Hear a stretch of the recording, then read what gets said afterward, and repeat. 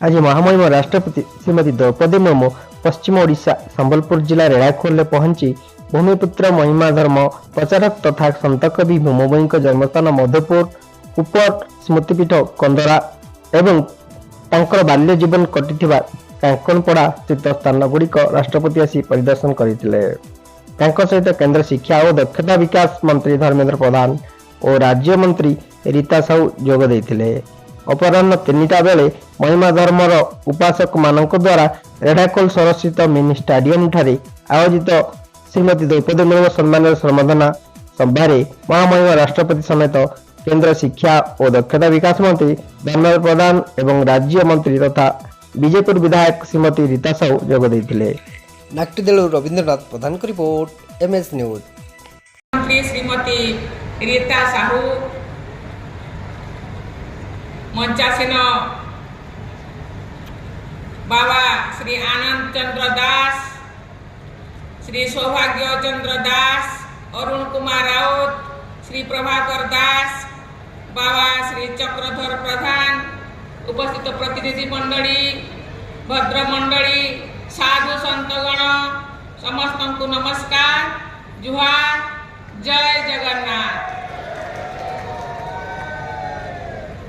मु जेतेबेले राष्ट्रपति भाव में शपथ नेउथिली सेतेबेले संत कवि भीमभोईंकर से ध्येयवाक्य को मु उच्चारण करिथिली। प्राणी आरत देखी अप्रमित देखू देखू किबा सहु मो जीवन पछे नरके पड़ी थाऊ जगत उद्धार हो। ये ध्येयवाक्य को पाथेय करी आज मुझे ध्येयवाक्य तो उच्चारण करी किंतु एठाकू आसबार मु सौभाग्य पाई नथिली। आपण मानकर आमंत्रण क्रमे आज मुझे उपस्थित होई निजको भाग्यवान मने करूछि। तेणु आपण को बहुत बहुत धन्यवाद देउ।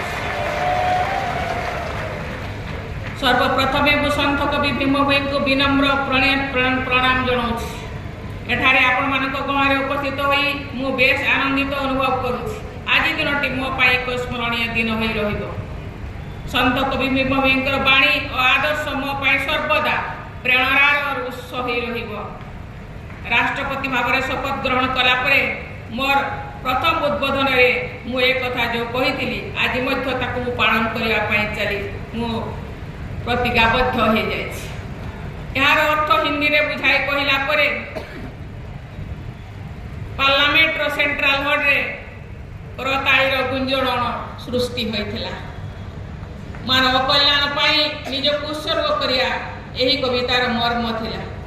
एही संत कवि भीमभोईंकर केवल मानव समाज प्रति नुहे समग्र जीव जगत प्रति संवेदनशीलतार अभिव्यक्ति यहाँ मध्य ओडिया साहित्यर उत्कर्षर परिचायक।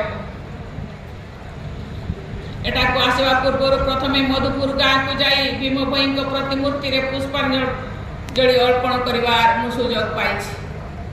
सेही संत कवि को जन्मस्थान को जाई मु निजको गौरवान्वित मने कली। सेठारे 64 सिद्धि को ध्वनि मंडप को मध्य जाइथिली। यह मो पाई सौभाग्यर कथा। तापरे मु कांद्रा गाँव को जाइथिली। सेठारे संत कवि दिव्य ज्योति एवं ज्ञान प्राप्ति पीठ दर्शन कली। सेठारे मु कंकड़ापड़ा गली। सेठारे संत कविकर मंदिर और आश्रम देखिबार मते सुजोग मिली। एई सब स्थान रे मु दिव्य अनुभूति लाभ करिछि। मोर मने हेला संत कवि जेपरि सबुआडे व्यापी रहिछन। भीमभोई सूक्ष्म उपस्थिति एठारे मु अनुभव करुछि।